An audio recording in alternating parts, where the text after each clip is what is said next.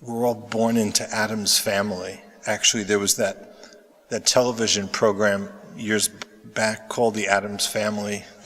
It was revived. And then, but in that program, the Addams Family, fallen human nature is kind of exhibited. The wife's name is Morticia. And the root of the name Morticia is death. And, well, Satan is the architect of death and of sin. And ever since the human race began with the fall of Adam and Eve, death has reigned. Okay? Humanity was rooted in death, physical death and spiritual death. As a result of original sin, Adam and Eve's body were doomed to die, and we inherit that nature. But also they lost grace. They lost sanctifying grace. They died spiritually. Okay? So death reigned ever since that fall in the garden. One of the other characters in the Addams Family was Uncle Fester. And, well, that's what happens with evil. Evil tends to fester. Evil tends to become worse. Disorders tend to become more disordered. Bad becomes worse. Darkness becomes darker. Black gets blacker.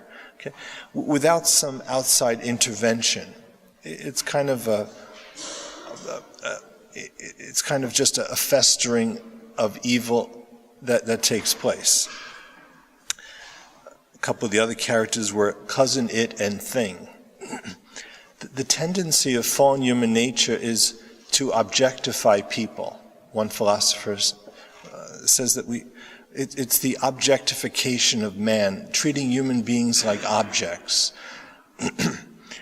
and Cousin It and Thing kind of symbolize the fact that we sometimes use people and love objects, love things. Like God made human beings to be loved and things to be used. But sometimes humanity, we get that reversed because of that inclination to sin. We use people and we love things.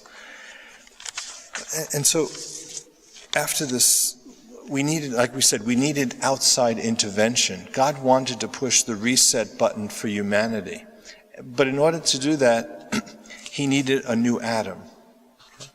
And a new Adam for a new humanity and a new Eve. And so in today's gospel, Jesus is revealing himself as the new Adam, the new beginning of the human race. Down into the water is a symbol of the death of the old Adam. Up out of the water is a symbol of the rising of the new Adam. He kind of prefigures his whole mission in his baptism. His death and resurrection, the cleansing of humanity and the rising to grace. Okay? Like we said, basically original sin means that one wheel of our shopping cart always wants to go off in the wrong direction. And one wheel of our fallen human nature pulls us where we should not go. It's only that grace that comes through Christ that can give us that like spiritual alignment to go in the right direction.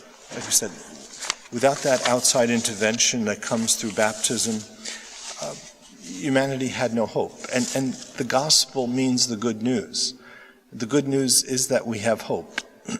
The bad news is original sin, but the good news is redemption. So on the cross we say that Jesus Christ reversed the momentum of Eden. Like we say, things were going from bad to worse. But on the cross, Jesus reversed that momentum. He gave us the momentum of grace. He led humanity away from sin, toward God, toward virtue. And you and I are born and conceived into the family of the old Adam. Like that, the old Addams family that's like 10% monster. But we're baptized into the family of the new Adam, which is the church. And so, symbolically in that baptism of Christ, he buries the old Adam and outrises the new Adam. And we're baptized, like St. Augustine says, the Son of God became a son of man, that the sons of men might become sons of God. In baptism, we become sons of God in his Son, Jesus Christ. Like, the voice from the heavens said, this is my beloved Son, in whom I am well pleased. Well, Fulton Sheen says that when God the Father looks at us post-baptism, he sees us with Jesus-colored glasses. This is my beloved Son, in whom I am well pleased. And as the book of Apocalypse says, Jesus says, behold, I make all things new. Through the church, through the sacraments, God makes all things new. St. Gregory Nazianzen says, Christ is baptized, let us go down with him and rise with him. And he continues, he comes to bury sinful humanity in the waters. He comes to sanctify the Jordan for our sake. So like we say this, his baptism is the promise of redemption, and his death and resurrection are the fulfillment of that promise.